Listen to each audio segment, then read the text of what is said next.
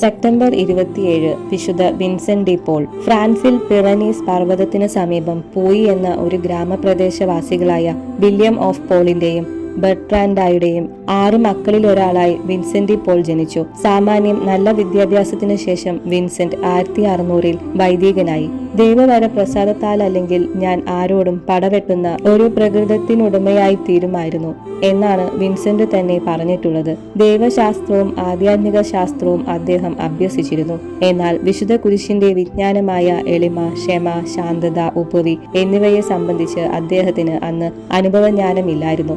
1605-ൽ വിശുദ്ധൻ മാർസയിലേക്ക് പോകും വഴി ആഫ്രിക്കൻ കടൽക്കള്ളന്മാർ അദ്ദേഹം യാത്ര ചെയ്തിരുന്ന കപ്പൽ കൊള്ള ചെയ്തു. വിൻസെന്റിനെ ഒരു മീൻപിടുത്തക്കാരന് അടിമയായി വിറ്റു. വിൻസെന്റിന് മീൻപിടുത്തത്തിനുള്ള പ്രാവീണ്യം ഇല്ലാഞ്ഞതിനാൽ അയാൾ അദ്ദേഹത്തെ ഒരു മുഹമ്മദീയ രസതന്ത്രജ്ഞനു വിറ്റു. 1 വർഷം അദ്ദേഹത്തോടു കൂടി താമസിച്ചു.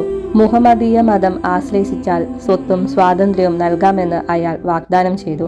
1606 ആഗസ്റ്റിൽ അയാൾ മരിച്ചു. അവകാശി മതത്യാഗിയായ ഒരു ക്രിസ്ത്യാനിക്ക് വിൻസെന്റിനെ വിറ്റു. വിൻസെന്റ് അദ്ദേഹത്തെ മാനസാന്തരപ്പെടുത്തി. 1607 ജൂൺ 28-ാം തീയതി അദ്ദേഹത്തോടൊപ്പം മാർസയിൽ എത്തി ഫ്രാൻസിലെ തടവുകാരുടെ ചാപ്ലിൻ ജനറലായി. 1616-ൽ ഫാദർ വിൻസെന്റ് പ്രസംഗിച്ച ഒരു ധ്യാനത്തിൽ നിന്ന് ചില കർഷകർ നടത്തിക്കൊണ്ടിരുന്ന വ്യാജ കുമ്പസാരങ്ങൾ അദ്ദേഹത്തിന്റെ അറിവിൽപ്പെട്ടു.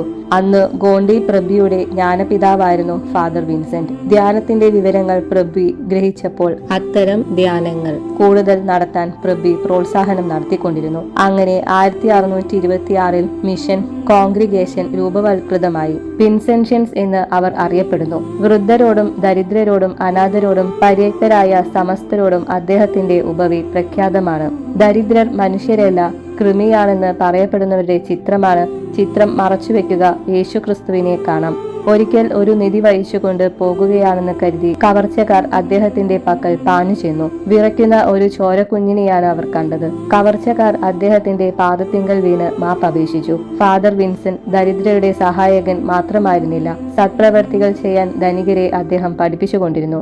ഓരോ ഇടവകയിലും ദരിദ്രരെയും രോഗികളെയും സഹായിക്കാൻ സംഘങ്ങൾ സ്ഥാപിച്ചു. വിശുദ്ധ ലൂയി ദെ മാരിലാക്കിന്റെ സഹായത്തോടു കൂടി ഈ സംഘങ്ങൾ അദ്ദേഹം ഉപവിയുടെ സഹോദരി സഭയ്ക്കായി അവരുടെ വിശ്രമ സങ്കേതം, രോഗമുറിയും കപ്പേല ഇടവക പള്ളിയും ആവൃത്തി തെരുവീതിയുമായി. തന്റെ മിഷണറി പ്രവർത്തനങ്ങൾക്ക് പണം പിരിക്കാൻ സമ്പന്ന സ്ത്രീകളുടെ ഒരു സംഘടനയുണ്ടാക്കി. 1660-ൽ സമാധാനപൂർവ്വം ഈ മനുഷ്യസ്നേഹി അന്തരിച്ചു. 1737-ൽ ക്ലെമന്റ് 12-ാമൻ മാർപ്പാപ്പ വിൻസെന്റ് ഡി പോളിനെ വിശുദ്ധനെന്ന് പ്രഖ്യാപിച്ചു. ലയോ 13-ാമൻ മാർപ്പാപ്പ അദ്ദേഹത്തെ എല്ലാ പരസ്നേഹ പ്രവർത്തനങ്ങളുടെയും മധ്യസ്ഥനായി നിയമിച്ചു.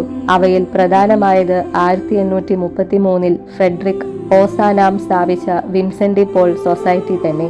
വിശുദ്ധ വിൻസെന്റ് ഡി പോളിനെ നിരീശ്വരർ പോലും പ്രകീർത്തിക്കുന്നുണ്ട്. പലരും ജ്ഞാനപിതാക്കളോട് പ്രാർത്ഥനയെയും ആധ്യാത്മിക അഭ്യാസങ്ങളെയും പറ്റി സംസാരിക്കാറുണ്ടെങ്കിലും പരസ്നേഹ പ്രവൃത്തികളുടെ അവഗണന കൊണ്ട് തങ്ങൾ നശിക്കുമോ എന്ന് അന്വേഷിക്കാറില്ല. അഗതികൾ സഹായത്തിന് കൈനീട്ടുമ്പോൾ നമ്മുടെ ഹൃദയം വിശുദ്ധ വിൻസെന്റ് ഡി പോളിന്റേതുപോലെ ചലിക്കുന്നുണ്ടോ? സഹോദര സ്നേഹത്തെ ഇല്ലാതാക്കുന്ന അസൂയ വർജിക്കുക. വിശുദ്ധ വിൻസെന്റ് ഡി പോളിന്റെ വാക്കുകളാണ്.